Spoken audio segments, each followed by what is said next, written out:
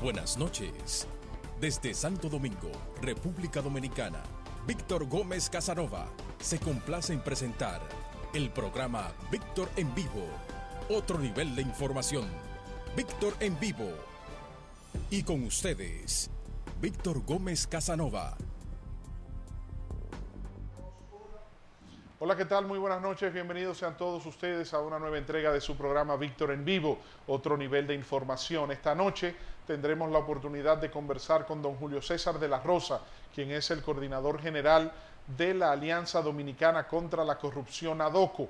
ADOCO ha emitido un comunicado ante la opinión pública favoreciendo una reforma a la Constitución de la República, pero no exclusivamente para el tema de eliminar el artículo transitorio que permitiría una repostulación del presidente Danilo Medina, sino que señalan que debe aprovecharse esta coyuntura de reforma a la Constitución para introducir otros aspectos. Vamos a conversar con él. Don Julio César, un placer tenerle por acá. Gracias, Víctor, complacido de un amigo muy querido y distinguido. De poder compartir contigo nuevamente, que recuerdo los años en que iniciaste este programa y qué bueno que lo hayas retomado. Muchísimas gracias, don Julio César.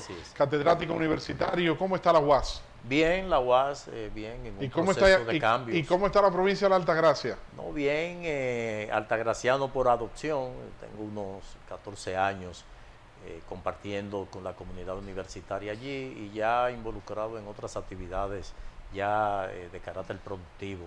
Qué bueno. Don Julio César, empecemos por el tema de la corrupción. La Alianza Dominicana contra la Corrupción.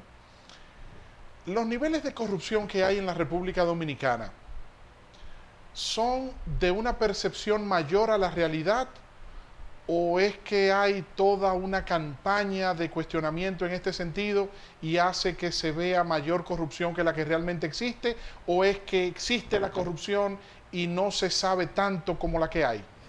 Mira, el problema de la corrupción, su medición va a ser sobre la base de la percepción. Y por ello todos los años la organización internacional, Transparencia Internacional, pues emite el barómetro, el índice de percepción de la corrupción.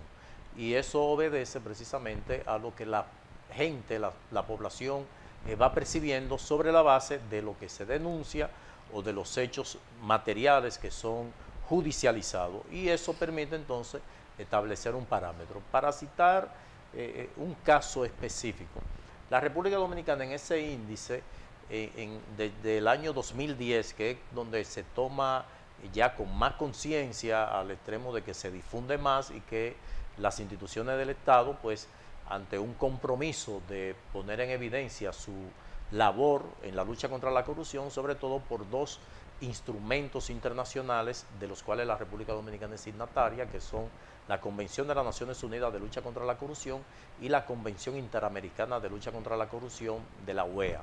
Entonces, esos instrumentos establecen pues compromisos que los países deben ir cumpliendo. Procedimientos. Efectivamente, uno de esos compromisos de la Interamericana era la aprobación de la Ley 200-04 de libre acceso a la información pública, que no se tenía un instrumento. Antes tú solicitabas una información, te la negaban, no pasaba nada. Ya esto contempla inclusive consecuencias de tipo penal para aquel funcionario público o que maneja fondos públicos, porque también puede ser una institución no del Estado, pero que recibe dinero del presupuesto, está obligada a rendir cuentas.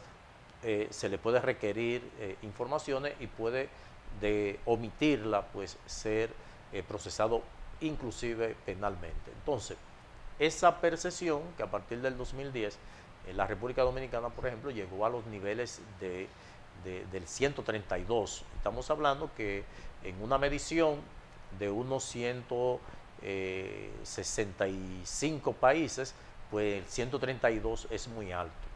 ¿Qué uno observa? Perdón, de 160 países, siendo el 160 el de mayor corrupción. El de mayor corrupción, sí, porque la medición es a mayor número, más alto, más corrupción, más bajito, pues menos corrupción. O sea que ese es un ranking en el que nos hubiese gustado estar en el primer lugar. Efectivamente. Porque mientras más bajito. Como aparecen los países, sobre todo escandinavos. Exactamente, Nueva Zelanda, y en el caso de la región, pues Chile y Uruguay pues presentan, al igual que Costa Rica, los niveles más bajos, porque tienen mecanismos. O sea, los más países efectivos. donde menos corrupción hay de toda América Latina en la región son Chile, Uruguay y Costa Rica.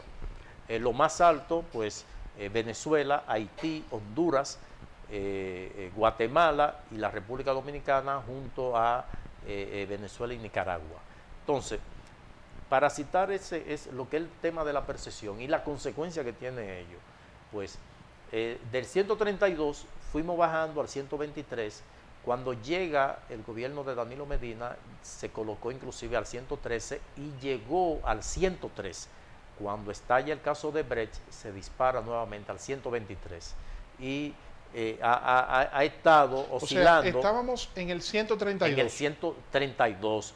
Fuimos bajando al 129, al 115, bajamos hasta al 103, lo más bajito. Efectivamente, que eso obedeció a aquella iniciativa participativa anticorrupción que promovió el expresidente Fernández, precisamente por los compromisos asumidos y por algo que aquí se conocía poco, y es que la República Dominicana, conjuntamente con Guatemala, Honduras, Nicaragua, Costa Rica, El Salvador, eran beneficiarios de la Iniciativa para la Cuenca del Caribe, aquel programa que promovió Ronald Reagan y que culminaba en el 2011. Entonces, ese programa establecía una cuota azucarera a los países productores de caña de azúcar proveniente de la caña y el establecimiento de las maquileras, la zona franca.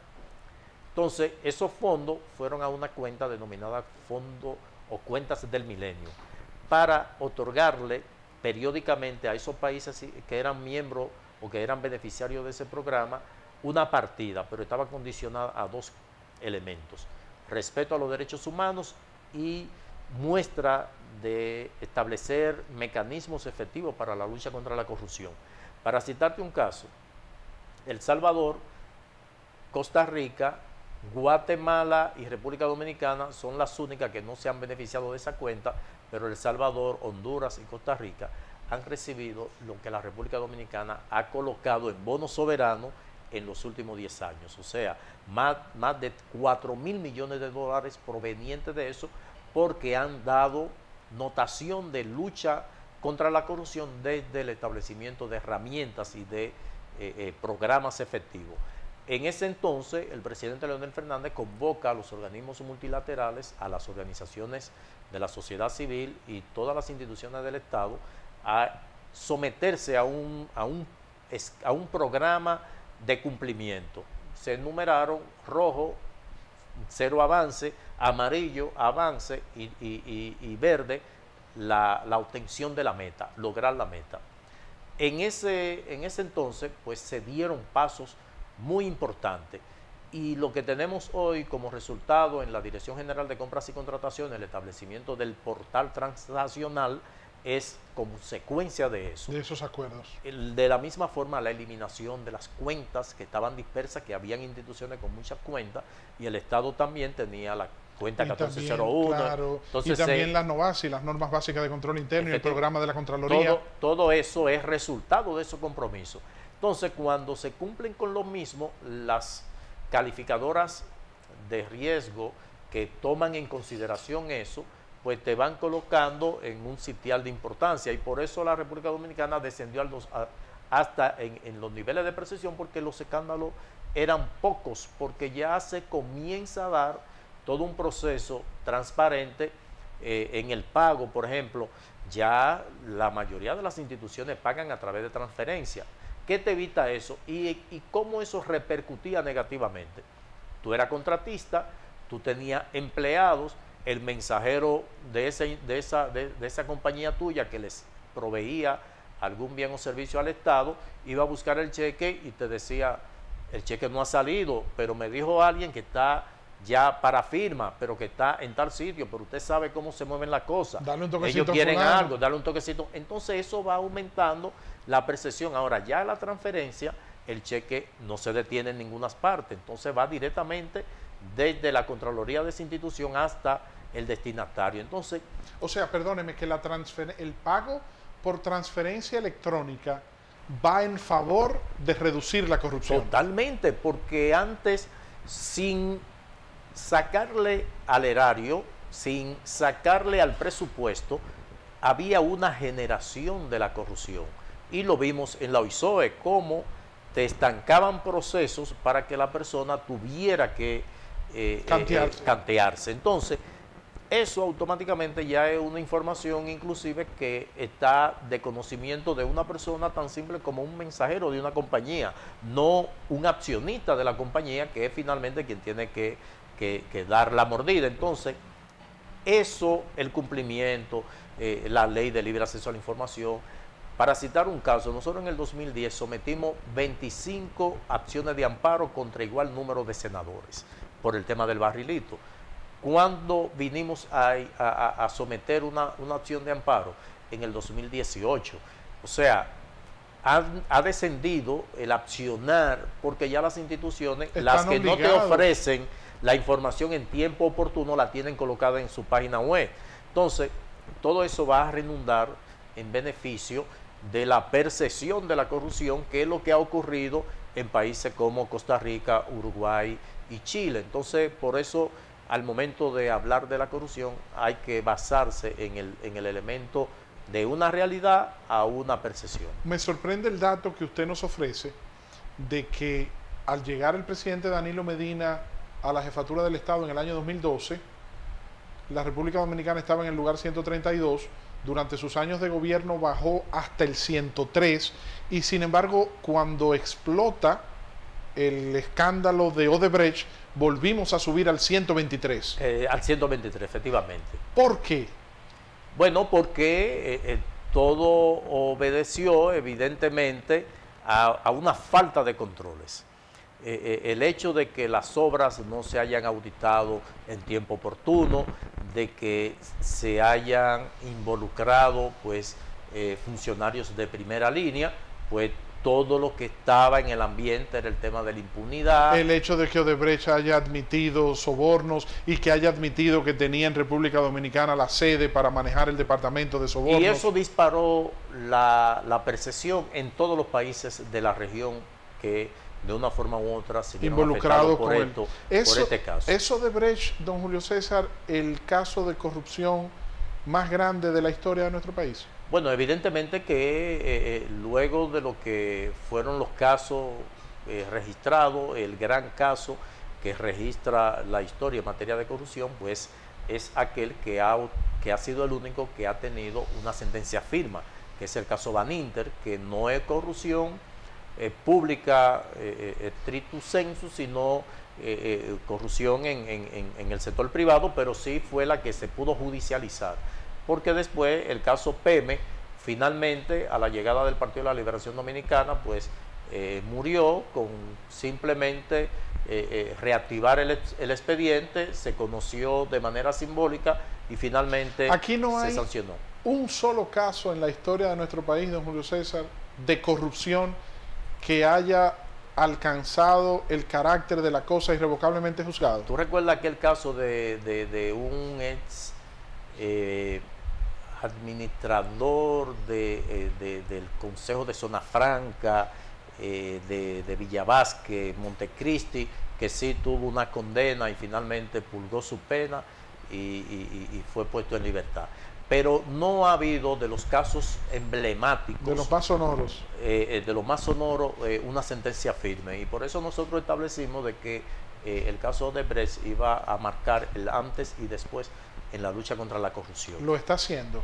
Bueno, al momento ya fueron enviados a juicio de fondo y tenemos que esperar qué va a aparecer ya al momento de dilucidarse en fondo, que no es lo mismo que en la audiencia preliminar, donde se estaban verificando las pruebas que iba a aportar el Ministerio Público. Ya en el fondo tendrá con exactitud verificarse si realmente estas pruebas son válidas. ¿Cómo evalúa usted, don Julio César, el desempeño del Ministerio Público en el manejo de los casos de corrupción, específicamente Odebrecht, pero también casos como los que se le siguieron al ex ministro de Obras Públicas, Víctor Díaz Rúa, al senador de San Juan de la Maguana, Félix Bautista, en la gestión del ex procurador Domínguez Brito, el caso de los supertucanos también. O sea, ¿qué evaluación hace don Julio César de la Rosa como coordinador de la Alianza Dominicana contra la Corrupción en cuanto al desempeño del Ministerio Público en los casos de corrupción? Mira, hay algo que es justamente lo que nosotros hemos aprovechado para proponer en la actual coyuntura, y es las debilidades del Ministerio Público y sobre todo las debilidades institucionales que recaen en las instituciones que tienen el control previo y el control a posteriori. Cámara de Cuentas, Contraloría General de la República. Contraloría a priori y la Cámara de Cuentas posteriori. Porque si se cumpliera con la rigurosidad que establece la ley, pues perfectamente se puede advertir cualquier inobservancia o cualquier irregularidad, y si se le pasara a la Contraloría General de la República, la Cámara de Cuentas, pues le echa mano cuando haga la auditoría concluyente de una gestión. Estamos hablando, Víctor, de que aquí hay instituciones que nunca se han auditado. Entonces la Constitución manda a la Cámara de Cuentas a auditar el gasto de todos los años. Entonces se cumple con una parte, sobre todo por lo general mínima. Se le lleva al Congreso el informe del gasto, ahí eso no le hacen caso, es solo un recibimiento protocolar. Entonces es un cumplimiento de formalidades. Efectivamente, entonces esas son debilidades que finalmente el Ministerio Público tiene que hacer malabares para construirte un caso. Se sabe que se cometió la irregularidad. Ahora, al no tener los elementos que puedan avalar la acusación, tiene el Ministerio Público que contratar los auditores, los expertos, analistas financieros y buscar los peritos. Para citar un caso, ¿qué era lo correcto? Que todas las obras de Odebrecht, pues al concluir, al realizarse o al concluirse, sean auditadas. Ahora, tú me vas a decir a mí que puede obtenerse algún requisito verídico de la auditoría del acueducto de la línea noroeste, después de la inclemencia del tiempo, la sedimentación, los papeles. Se pierden papeles recientes, ahora papeles que aquí no se les da un seguimiento riguroso a la ley de archivo, de que todos los documentos, después de cumplir su misión en la institución, terminen en el Archivo General de la Nación. Nada. Entonces, tiene el Ministerio Público que hacer malabares. Dentro de esas limitaciones, pues ha hecho por lo menos el trabajo de encauzar, y por lo menos tienen los imputados que emplearse a fondo para demostrar ante lo que es la inversión del faldo de la prueba en materia de corrupción, que lo establece el artículo 146 de la Constitución de la República. Pues en esa mecánica, por eso lo conducen por vía de la omisión en la declaración jurada, y sobre todo en lo concerniente a el enriquecimiento ilícito llevado a lo que dispone la ley de lavado de activos, que asociado a lo que pudiera ser la aprobación de la ley de extinción de dominio, pues vendrían a ser herramientas efectivas como para que el Ministerio Público, ante la falla de estos sistemas de controles, pueda finalmente hacer un caso. Pero en los últimos años se ha roto con un esquema de que personas de renombre y sobre todo personas con poder político pues no fueran encausadas. Ya por lo menos se ha dado ese paso, y nosotros esperamos que en el futuro pues pueda eso de una forma u otra ampliarse. Don Julio César, ¿han ustedes emitido como asociación dominicana, Alianza Dominicana contra la Corrupción ADOCO, una opinión favorable al proceso de reforma a la Constitución que se está debatiendo en la clase política dominicana, pero condicionando a que se introduzcan otros aspectos dentro de ese proyecto de reforma que no sea solamente el controversial tema de la reelección del presidente Danilo Medina? ¿En qué consisten esos otros puntos y por qué decide ADOCO apoyar la reforma a la Constitución? Mira, todos los avances que hemos tenido en materia institucional que viene a fortalecer el sistema democrático ha sido sobre la base de reformas coyunturales. Recordemos la del 94, donde como resultado de un tranque, en donde la clase política felizmente pudo ponerse de acuerdo con la participación, el concurso de toda la sociedad y todos los sectores para modificar la Constitución y traer consigo pues una serie de conquistas.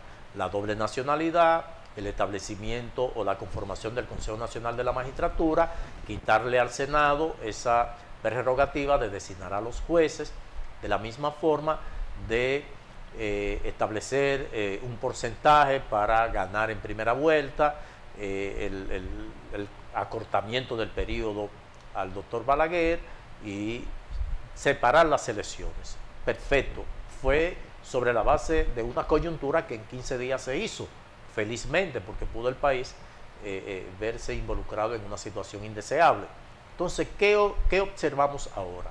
La República Dominicana impactada por una campaña negativa sobre el turismo que se ha constituido en la espina dorsal de la economía en la República Dominicana, y nosotros que estamos vinculados a instituciones internacionales, pues nos cuestionan a diario cuál es la situación, cuál es la realidad y si la República Dominicana se aproxima a un evento de guerra civil, de falta o de debilidad institucional. Pues nos llama la atención y nosotros planteamos, bueno, hay una situación. Hay de una parte quienes han propuesto la modificación de la Constitución de la República con el interés de que se le elimine ese impedimento que tiene el presidente de la República a poder presentarse en el futuro a la presidencia de la República, un favor del que gozan otros expresidentes. Entonces, desde el punto de vista de lo que son los intereses y la protección de un derecho que le asiste, pues nosotros no lo vemos mal. Entonces hay otros que se oponen a que se someta a la reforma constitucional como resultado de una coyuntura, porque temen que si Danilo Medina es el presidente, pues sus aspiraciones, sus pretensiones se verían de una forma u otra limitada. Es el problema coyuntural de un partido y de miembros de un partido. Ahora, nosotros planteamos que no nos oponemos, por el contrario, respaldamos que se modifique la Constitución con el propósito de los que la están promoviendo, porque se trata de una situación donde no es ganar, es ganar y ceder de ambas partes. Entonces, que la sociedad también tenga una participación y pueda también pues ganar. Y por ello hemos aprovechado esta coyuntura que a toda luz, pues por las informaciones que tenemos y sobre todo del sentimiento de muchos asambleístas que se han visto pues cuestionado por una decisión que le asiste a ello y que de una vez se le va a indilgar que lo hicieron obedeciendo a algún tipo de canonjía. Entonces, por ello nosotros hemos propuesto que como entidad de la sociedad civil no nos oponemos a la reforma constitucional, no nos oponemos a que se elimine la disposición transitoria que impide al presidente de la República eventualmente volver a candidatearse. Es legítimo el derecho.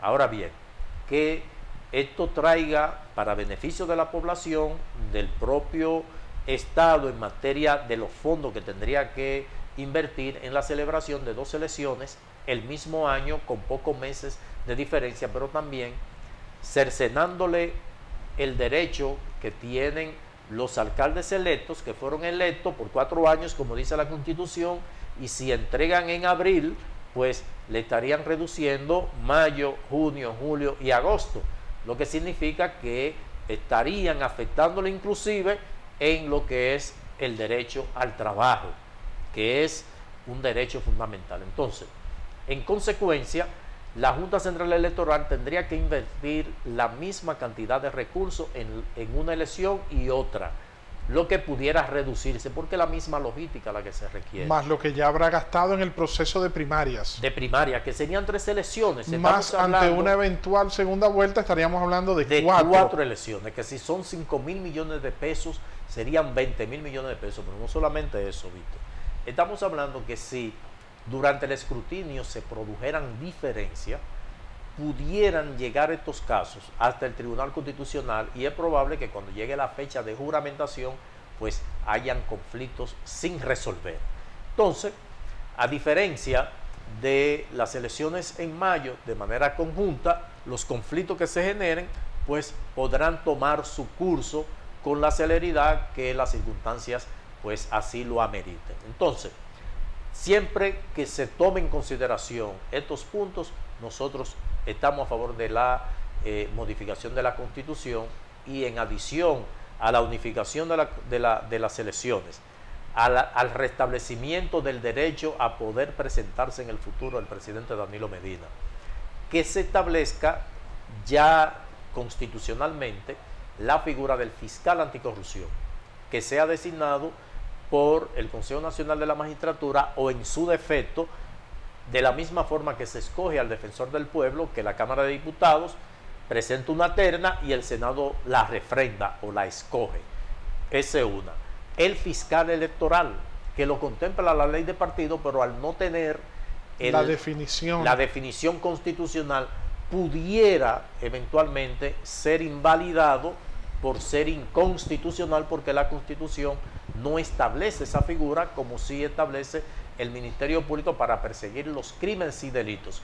Los delitos electorales son delitos de última generación, que habría que constitucionalizar esa figura para darle la independencia, y sobre todo que no sea dependiente del Ministerio Público, para evitar que pudiera esto eventualmente en el futuro utilizarse políticamente y pudiera invalidar su accionar y la falta de idoneidad y sobre todo de respeto.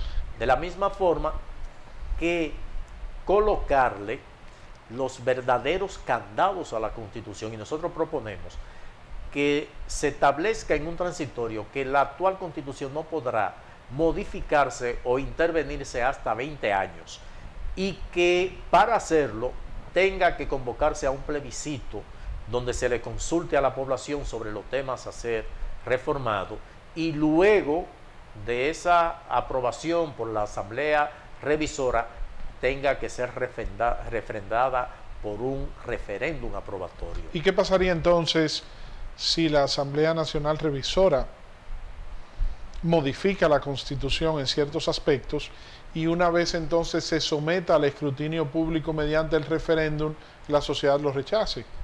¿Quedaría sin efecto? No, se pondría una mayoría calificada para evitar, porque si se hace sobre la base de los inscritos y no concita la atención del electorado, pues puede ser con una mayoría simple, no necesariamente calificada, porque ahí se estaría colocando prácticamente una camisa de fuerza. Y la otra de las 6 propuestas que hemos hecho, pues está la exclusión del Procurador General de la República del Consejo Nacional de la Magistratura. ¿Por qué? Porque si observamos, todos los miembros del Consejo Nacional de la Magistratura son representantes escogidos por la población, por el elector. De elección popular. De elección popular. A diferencia... Excepto los dos jueces. Los dos de la Suprema Corte de Justicia, pero que son escogidos por el órgano del Consejo Nacional de la Magistratura, lo que no ocurre con el Ministerio Público, que es designado, ni uno ni otra, es de libre elección del presidente de la República. Entonces la esencia es que los legítimos representantes en el Consejo Nacional de la Magistratura de la población, pues son el presidente, el diputado y senador y los presidentes de estas cámaras, y el presidente de la Suprema Corte de Justicia y un juez elegido por el pleno de la Suprema Corte de Justicia. O sea, que la calidad se la otorga al presidente de la Suprema, el consejo que lo designó, al juez se la otorga el propio consejo y el pleno. O sea, que hay realmente una pluralidad, y por eso nosotros hemos hecho este planteamiento, que creo que no sería una cosa del otro mundo tomarlo en cuenta. ¿Han tenido contactos con funcionarios del Poder Ejecutivo o del Poder Legislativo con relación a estas propuestas de ustedes? Específicamente o de manera directa con funcionarios del Poder Ejecutivo, ninguna. Con algunos legisladores con los cuales siempre han socializado. uno ha socializado, cuando el tema de la ley de partidos políticos, de régimen electoral, y todo eso uno siempre lo socializa, inclusive algunas organizaciones, algunos amigos, algunos juristas, constitucionalistas, politólogos, pues formaron parte de lo que fueron las personas que uno consultó para finalmente establecer. ¿No han apoderado formalmente a los presidentes de las cámaras? No, no lo hemos hecho, como es una atribución exclusiva de los legisladores, de los asambleístas, pues hemos reservado al sano juicio de ellos y la propuesta que hemos formulado de manera pública. Don Julio César de la Rosa, coordinador general de la Alianza Dominicana contra la Corrupción ADOCO, manifiesta su apoyo a la reforma a la Constitución, pero no exclusivamente para el tema de permitir la repostulación del presidente Danilo Medina, sino incluir otros aspectos como usted ya ha señalado. Sin embargo, el expresidente Leonel Fernández, legisladores del Partido de la Liberación Dominicana que respaldan sus aspiraciones a volver a la presidencia de la República, el licenciado Luis Abinader, precandidato presidencial del Partido Revolucionario Moderno, y el bloque legislativo de ese partido, han mantenido una actitud muy radical en que la Constitución no puede ser tocada, y pudieran ellos argumentar o alegar que esta propuesta de parte de ADOCO entraría en componenda con los intereses políticos de quienes promueven la reforma a la Constitución, y me imagino que por vía de consecuencia también se opondrán a esta propuesta de ustedes. Sí, eso es de esperar, evidentemente, porque estamos, y es precisamente por lo que traemos esta propuesta. Hay un tranque, hay una disyuntiva, que es lo que va afectando la imagen del país a nivel tanto del turismo como de la inversión extranjera, y hay una especie de limbo. La gente está esperando qué va a pasar, los empresarios ya manifestaron su queja por la situación reinante, y creo que es un exceso pues plantear que la Constitución no se puede modificar, o que su modificación sería algo contra natura, cuando la propia Constitución, por ser una Constitución flexible, pues establece, prevé la forma de ser intervenida a sí mismo. Y nosotros desde el principio del debate hemos establecido, siempre y cuando se establezca o se respete lo que establece la propia Constitución, nosotros no vemos objeción alguna en que se pueda intervenir. O sea, siempre y cuando se cumpla con el rigor de la propia Constitución, convocando a la aprobación de la ley de convocatoria o aprobando la ley de convocatoria, y que luego de aprobada la ley de convocatoria, que es una ley ordinaria, pura y simple, no es una ley orgánica que requiere de una mayoría calificada, pues la asamblea, reunida ya como asamblea revisora, pues se produzca la modificación de la misma. Entonces hay que entender que es una posición eminentemente política de las partes, que también le asiste el derecho, como nos asiste el derecho a nosotros como entidad de la sociedad civil, como nos asiste el derecho como ciudadano preocupado por el fortalecimiento institucional de la República Dominicana, de hacer este tipo de propuestas, y sobre todo aprovechar que se le podría dar solución a un requerimiento de una parte legítima que tiene actores, representantes en las salas, en el Congreso Nacional, en ambas cámaras, pues un derecho legítimo a presentarlo, y por ello no se estaría violando nada. Entonces, en consecuencia, nosotros entendemos que estamos sobre la base de derechos, y sobre esa base pues debe venir el advenimiento, el entendimiento para salud de la República Dominicana. ¿Qué opinión le merece las marchas, protestas y las diferentes actividades que se han estado produciendo en las afueras del Palacio del Congreso Nacional, en proporción con esta posición del expresidente Fernández y de los legisladores del opositor PRM de no modificar la Constitución? Mira, el derecho a la protesta es un derecho legítimo que en un sistema democrático no puede ser cuestionado, y a nosotros no nos luce porque utilizamos muchas veces la explanada del Congreso Nacional para reclamar lo del 4% para la educación y todo ese tipo de cosas. O sea, nosotros no cuestionamos. Sí, lo que sugerimos es que se haga dentro del marco del orden, del respeto, que las autoridades también respeten el derecho a que tiene la población y cualquier sector a expresarse. Naturalmente hay una situación, y es que no se puede errar en el escenario en donde se puede echar el pleito, que es el hemiciclo.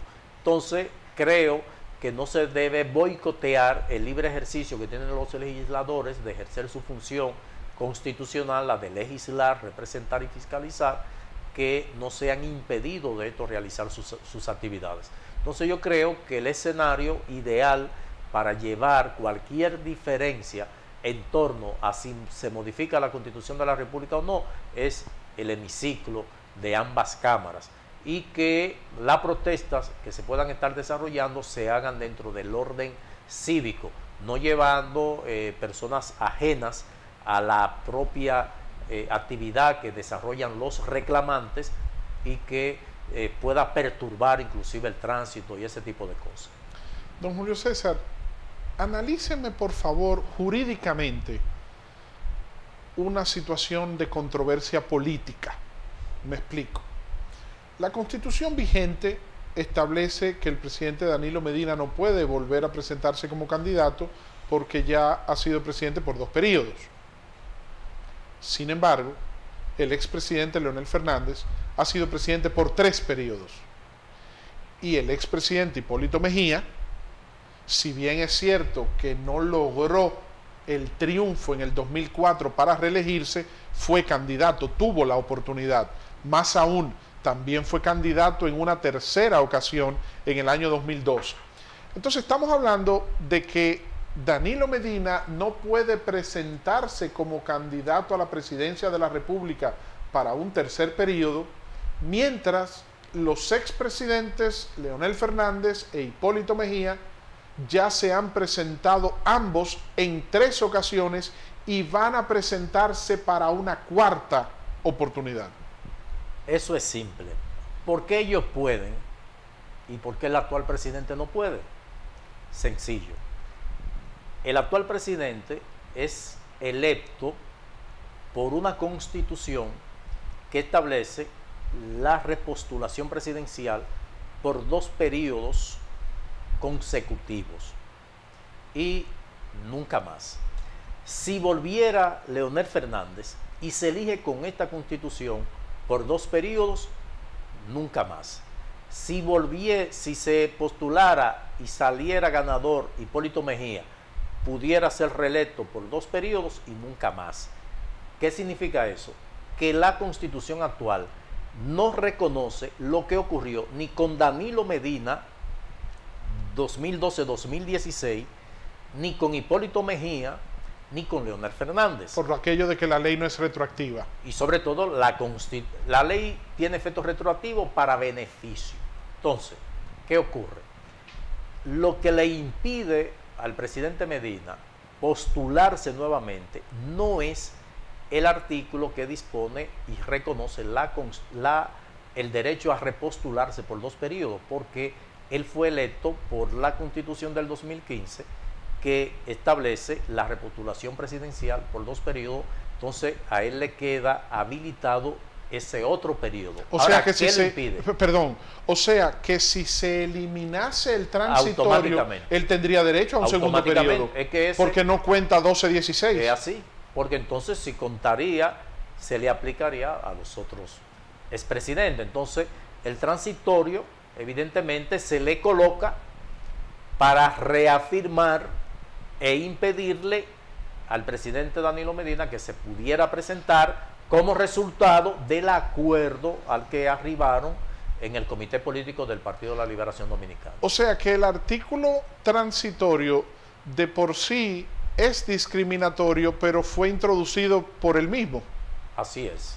O sea que él entonces se clavó el cuchillo a sí mismo. Fue una forma de dar garantía, de respetar el acuerdo y que eventualmente, y por eso lo establece así, en el hipotético caso de que fuera electo para el periodo tal, no podrá hacerlo, entonces evidentemente que es una discriminación. Sin embargo, la diputada Lila Alburquerque nos expresaba en una entrevista que le hicimos en este mismo programa, sentada ella en esa misma silla donde está usted, dijo que el artículo 20 dentro de las disposiciones transitorias dice que es una disposición transitoria, sin embargo, en su redacción establece una permanencia per seculum seculorum, porque dice, y no podrá presentarse jamás a ningún otro cargo. Así es. O sea, no podrá presentarse ni a la presidencia, ni a la vicepresidencia de la República, ni postularse jamás a ningún otro cargo. Entonces, la redacción entra en contradicción con la transitoriedad. Con la esencia del transitorio. Que esto es una primicia. El Tribunal Constitucional pudo resolver eso sin la necesidad de que sea materia de la Asamblea Revisora, porque se trata de derechos que le son conculcados a una persona en particular. Entonces pudo perfectamente verificarse por esa vía, pero hubiese carecido tal vez de la legitimidad que se procura. Pero evidentemente que el tranque está en la modificación del transitorio, porque automáticamente habilitaría al presidente, como ocurrió con el presidente Leonel Fernández, que él es el resultado de la modificación, del 10. O sea, la modificación del 10 eliminó el impedimento que se le aplicaba. Tanto entonces, a él como al expresidente Hipólito Mejía. Lo habilitó. Entonces, automáticamente él podía presentarse en esa oportunidad también. Nosotros habíamos sido de opinión de esa situación. ¿Qué cree usted que va a pasar, don Julio César? Yo creo y confío en la madurez de la clase política, de los actores políticos, y sobre todo cuando se trata de diferencias que se han producido en el seno del Partido de la Liberación Dominicana, y que ellos deben pensar tanto en el país como en su futuro político, y de esta forma pues poder darle una solución sin trauma, porque realmente el país no soportaría una desestabilización como resultado de una diferencia interna de un partido. ¿Apuesta usted a una mediación, a un entendimiento entre los dos sectores? Sin dudas, que es lo más saludable, y parte de nuestra propuesta es que sea un gran acuerdo nacional donde estén involucrados los principales actores. Para darle mayor legitimidad. Así es. Sin embargo, vemos una actitud muy intransigente de parte del expresidente Leonel Fernández y su equipo. No digo del presidente Danilo Medina, porque él no se ha referido al tema y su silencio ha sido más, digamos, más cauto, pero el expresidente Fernández y su equipo político y los legisladores que lo respaldan tienen una actitud muy tajante. Evidentemente que una estrategia política como parte de la procura de un objetivo, y él, dentro de su derecho de volver a ser presidente de la República, pues evidentemente que va a emplear todas sus armas, y esa es una de ellas. Entonces, eso indica que llegará un momento o de solución o de quiebra total, y creo que no llegaría ahí. Yo estoy seguro que, escuchándolo a usted y viendo los argumentos, y además con la responsabilidad con que ha presentado sus fundamentos, que los legisladores que respaldan al expresidente Fernández y el propio expresidente Leonel Fernández, al escuchar sus fundamentos para motivar estos otros aspectos de la reforma, deben estar de acuerdo con usted. Sin embargo, para no presentar una posibilidad de reforma, van a preferir rechazarlo. Evidentemente, y ya de manera particular, pues algunos me han dicho, mira, eso está maravilloso. Pero no ahora. Solamente un punto. Claro. Solamente un punto. Claro. Pero es parte de la dinámica, y creo que es saludable y sería un gran avance para el país. Y los más interesados pudieran ser los mismos actores políticos, de que pudieran establecerse estas figuras y sobre todo lo del candado y la postergación a una revisión constitucional para no estar en esta diatriba cada cierto tiempo, o sea, 20 años, y sobre todo con esa particularidad del referéndum y del plebiscito. Si lo llamase el presidente Danilo Medina, Julio César, ¿qué me recomiendas? ¿Qué hago? ¿Qué le diría?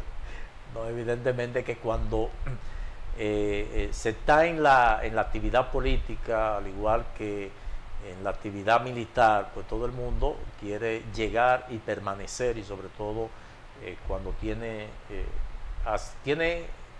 sueño de realizar o concretizar un sueño, pues evidentemente que quisiera seguir, y sobre todo cuando las mediciones, los números, pues no le son desfavorables, pues evidentemente que creo que no se llevaría del consejo de uno que está voceando desde la sociedad civil.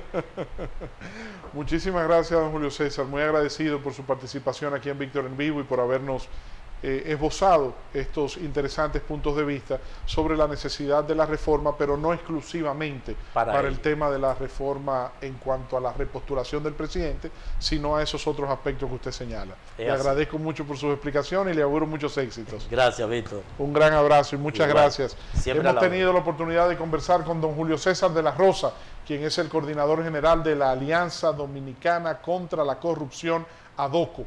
Recuerden ustedes que esta entrevista y todos nuestros comentarios y todas las entrevistas, todo el contenido de nuestro programa de Víctor en Vivo no está disponible solamente con la sintonía de ustedes de lunes a viernes a partir de las 11 de la noche a través de los canales de Teleradio América, sino también en nuestro canal de YouTube.